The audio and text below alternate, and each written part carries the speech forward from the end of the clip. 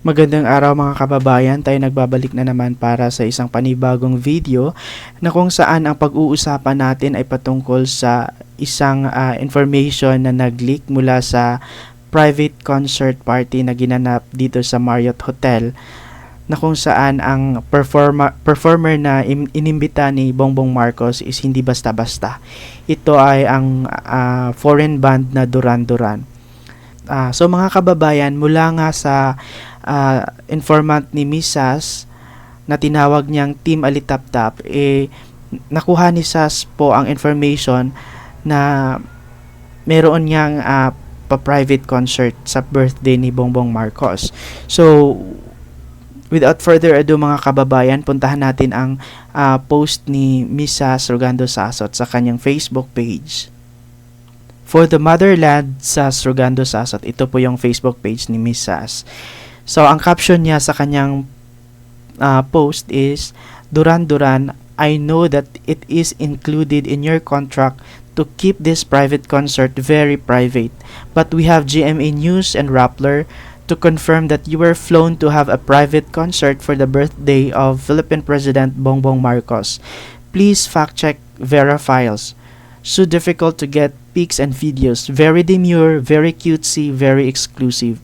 So ang post na ito ni Miss Sas ay nakakuha ng 10,000 reactions, 2,000 comments, and 2,800 shares.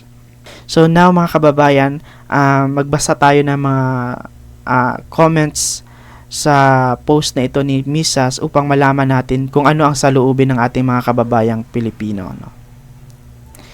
So yan, mga kababayan, basahin natin ang comment ni Mina Charles Estrada Macabio. Sabi niya, nakakalungkot maging Pilipino pag ganitong klase ang presidente.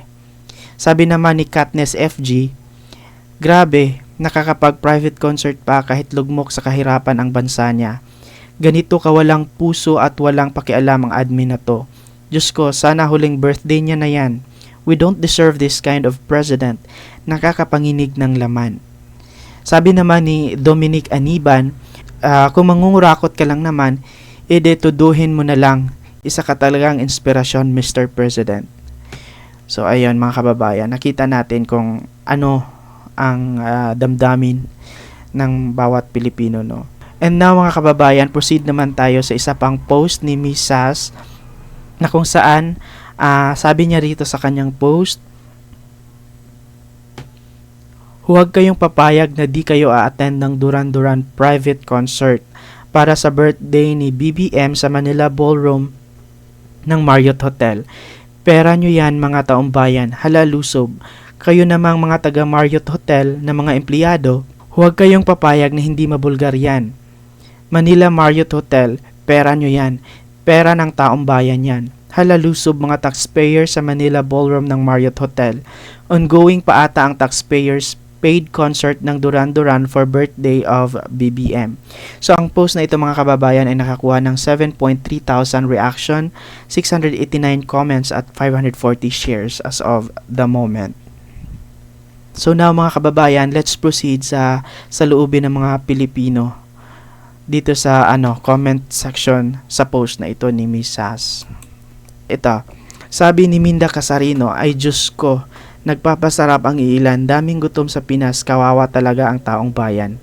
Sabi naman ni Mel Nocela, daming kalamidad sa Pinas at patuloy na pagbagsak ng ekonomiya, pero ang presidente pa yung walang pakundangang gumasto sa pera ng bayan. Ang kakapal talaga ng pagmumukha nila, sana iyan na yung huling kasayahan nyo. Ayon naman kay Ronnie Pansuelo, grabe, after ng pag-aayos ni Duterte sa Pilipinas, ginulo naman ulit ni BBM. Sabi na agawan sa kapangyarihan ang nangyari nung panahon ni Aquino at Marcos. Ngayon, iisa na lang kaaway nila mga Duterte. Dahil ang layunin ng mga Duterte, maglingkod sa bansa at mamamayan. Ang gawain ng Aquino, magnakaw sa bayan, magpayaman, gamit ang pera ng bayan. Ito po yung naging saloobin ng mga kababayan natin sa post ni Miss Sas. So now mga kababayan, let's proceed na naman sa isa pang post ni Miss Sas.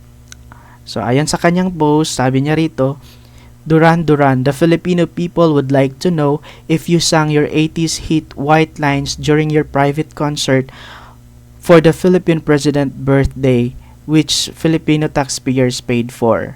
So, ang post na ito ni Miss Sas ay nakakuha ng 2,000 reactions, 179 comments at 148 shares.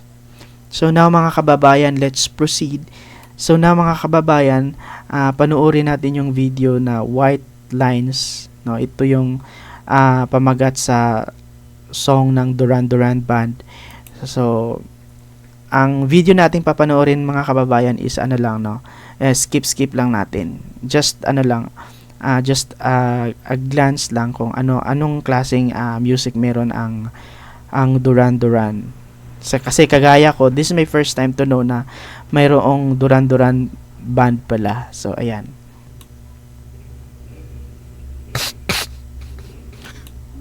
Ayan. Parang sumisinghot.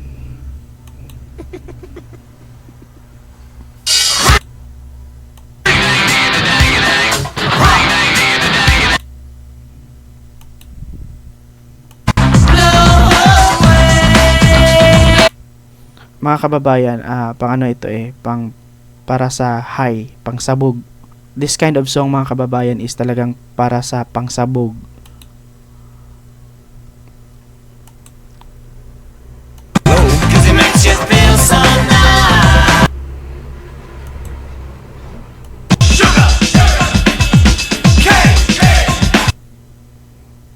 So, ayun.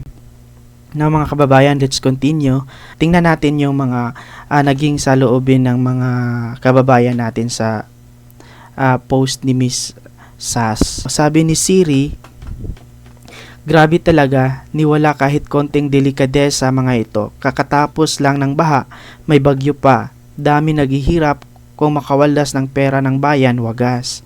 Sabi naman ni Dahasky Apollo, swerte ng mga politikong kurap at mga pamilya nila, busog-lusog at nasusunod ang luho dahil sa mga botante ng mga honghang like me.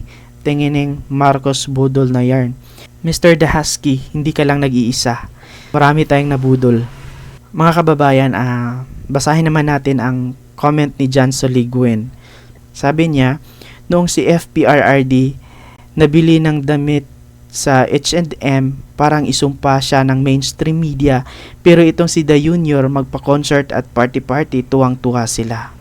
Totoo naman. Mga kababayan, ang susunod na ating babasahin ay post pa rin ni Miss Sas, Basahin natin. So, sabi niya dito sa kanyang caption, pagkatapos kunin ang 90 billion unused funds ng PhilHealth, nilibre ni Bongbong Marcos ang mga pasyente ng hospitals gamit ang pera ng taong bayan para sa kanyang birthday. So ito yung post, nag-screenshot siya ng photo at inattach niya dito sa kanyang post. So ang post na ito ni Misas ay nakakuha ng 6,000 reactions, 972 comments at 803 shares. So ito yung post ng Manila Bulletin.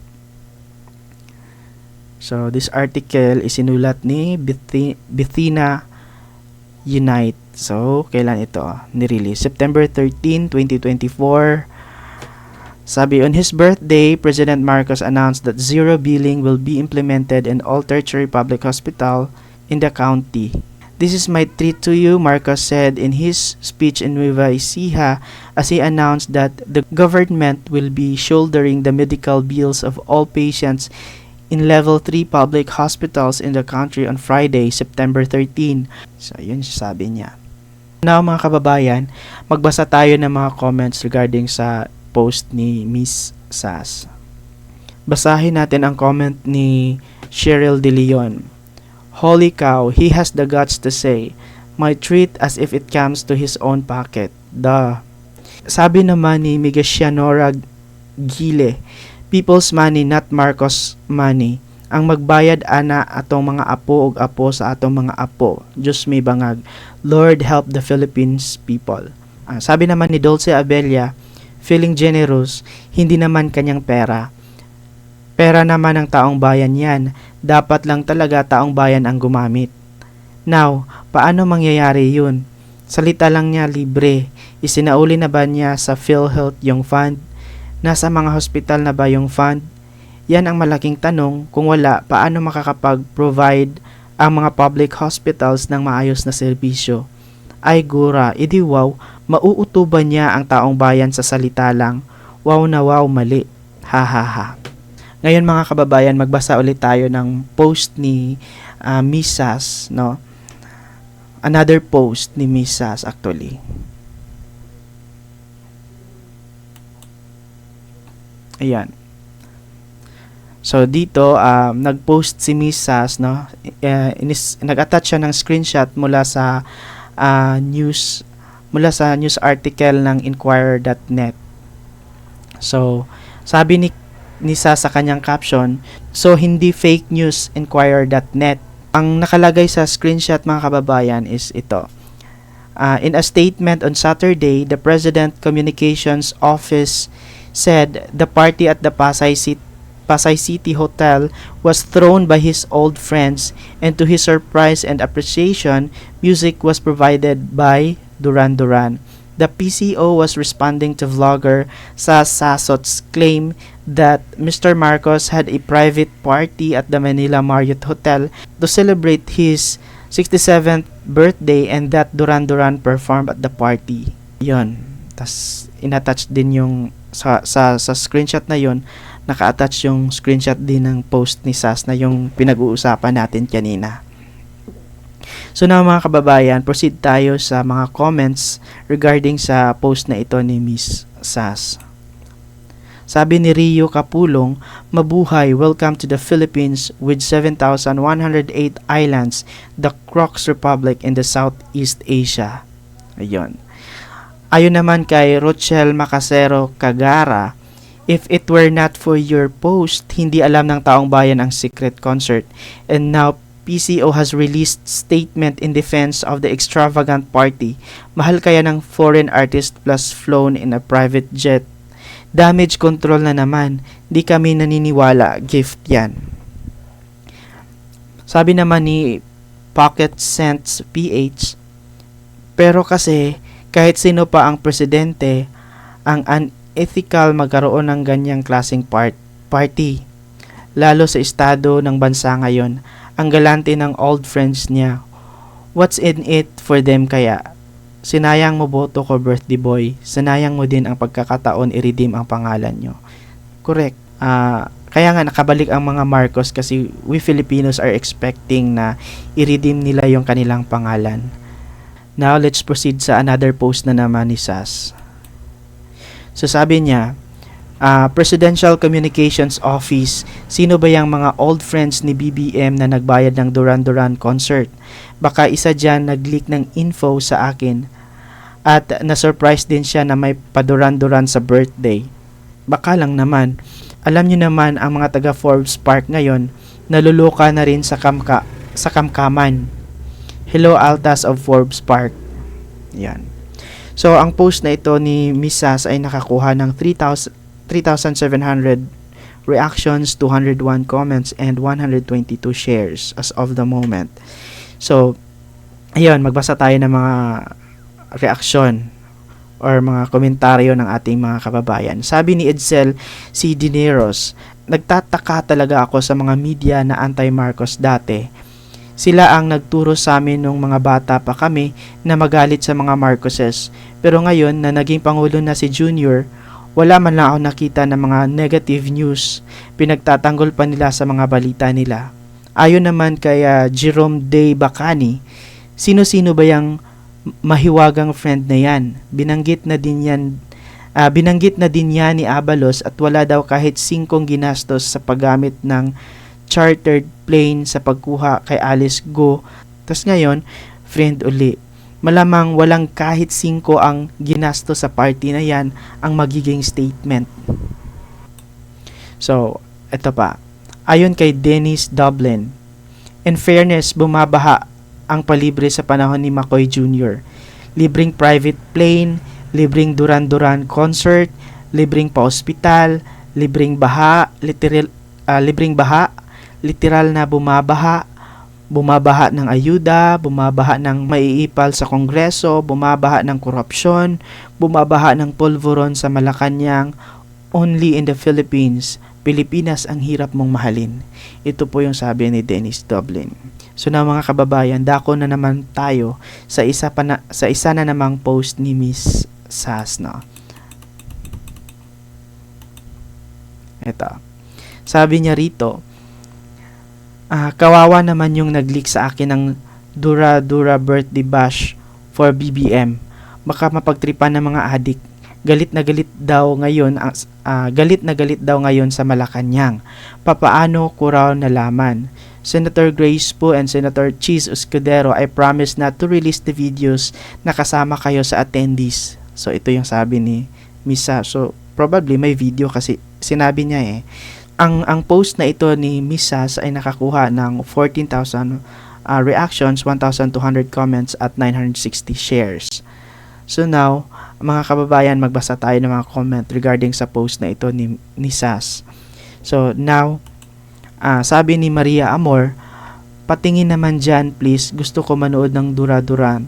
We deserve to know the truth, nothing but the truth, sabi ni Maria Amor. Sabi naman ni Viola Marie, haha, darating din ang time, sila naman nasa Senate hearing. Sabi naman ni Lainil Ingreso, biro sa kalagitnaan ng sama ng panahon nakikipag-party, anong klaseng leader yan? Mas inuuna pa yung party kisa sa kapakanan ng bayan. Dapat talaga umalis na siya, hindi siya karapat-dapat na pinuno ng bansa. So, ngayon mga kababayan, proceed na naman tayo uli sa another post ni Miss Sas. Dito sa kanyang post, makikita natin ang sabi, sana nag-enjoy kayo Senator Grace po at Senator Escudero sa surprise Duran-Duran concert for BBM birthday. Confirm na si Senator Grace po at si Senator Cheese Escudero ay invited sa nangyaring birthday concert ni BBM. So na mga kababayan, no, magbasa tayo ng mga comments regarding sa post na ito. But before that, ang post na ito ni Sas ay nakakuha ng 6.5 thousand reactions, 707 comments at 725 shares. Na mga kababayan, punta tayo sa mga reactions or sa mga comments. So sabi ni Patricia Trixie, kinukonsente nila ang karangyaan. Lavish style of living ni Duran-Duran Guy. Sa kabila ng nakasaad sa batas na dapat ang public official, employees and their families shall lead modest lives appropriate to their position and income.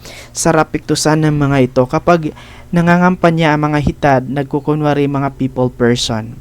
Sabi naman ni Claire Aduman Bilarte, papalusot lang yan na kunyari hindi nila alam na may Duran-Duran sa party. They were just invited. Sabi naman ni Abu Urgel, Grace po, Cheese Escudero, hindi ba kayo magpapasenate investigation? We the Filipino people deserve to know who spent and how much was spent for the birthday celebration of the President Bongbong Marcos. And now mga kababayan, let's move to another post ni Sas. Sabi niya rito, Presidential Communications Office, applicable ba itong decree ng tatay ni Bongbong Marcos sa kanya? #Duran-Duran leaks. Included within the prohibition is the throwing of parties or entertainments in honor of the official or employees or his immediate relatives.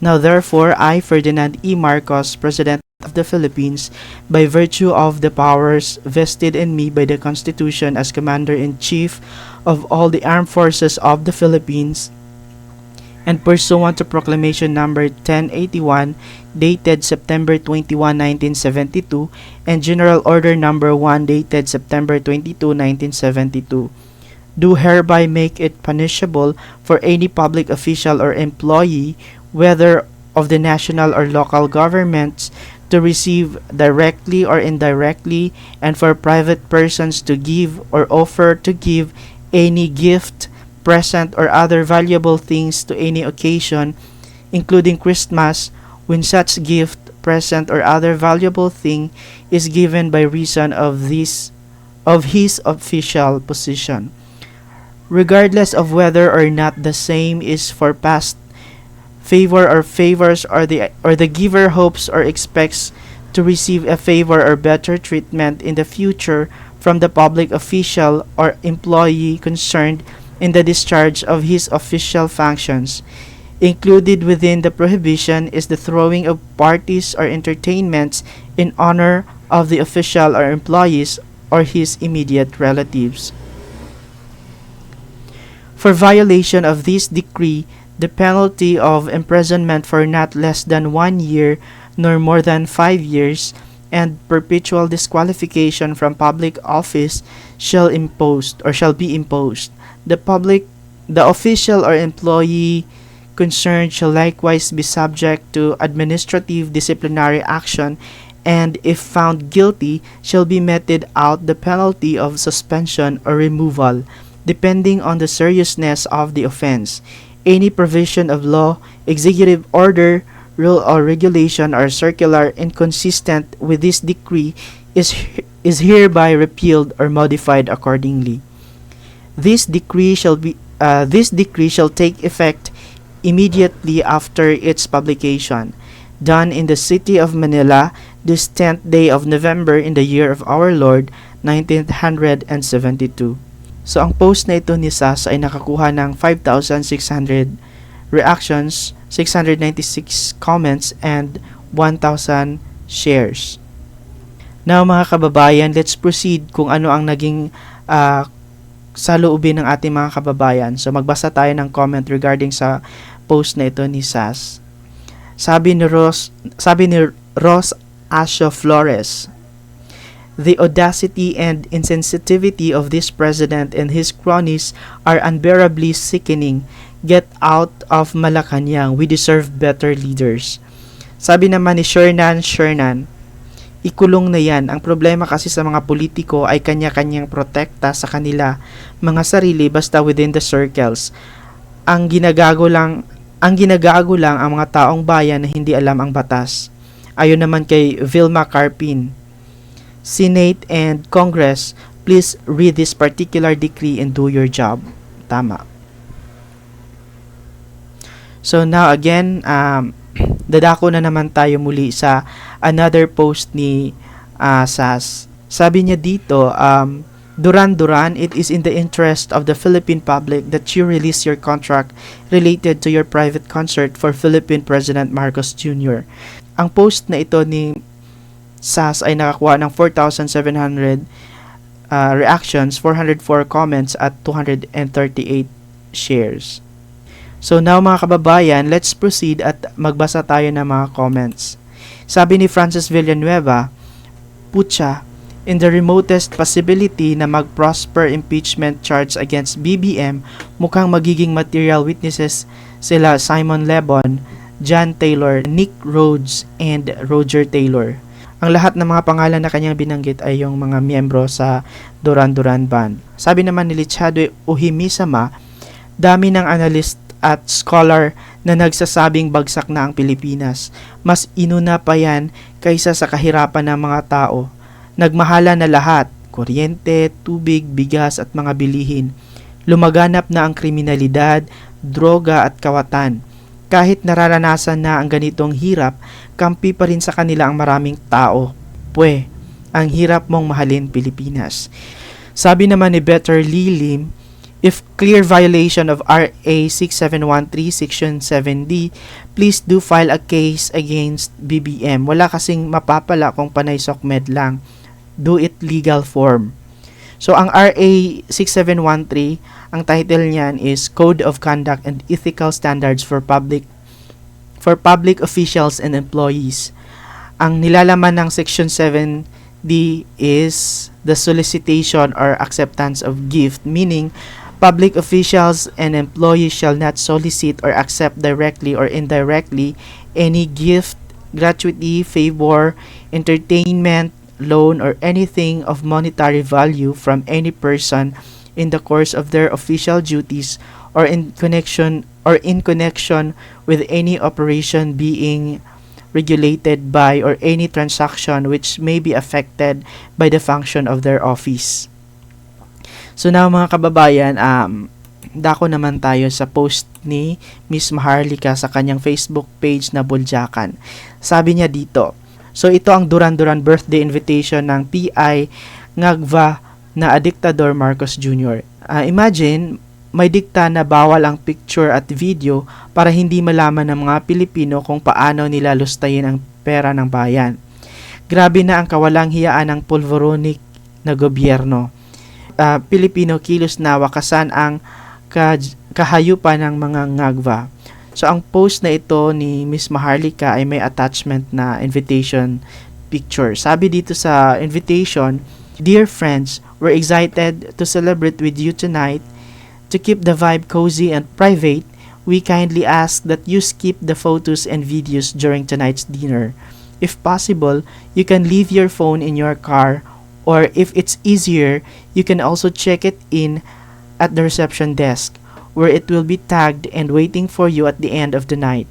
But don't worry, we've got you covered. Our videographer will capture all the special moments and will have a secure roaming photo booth strolling around so you can snap a keepsake to take home.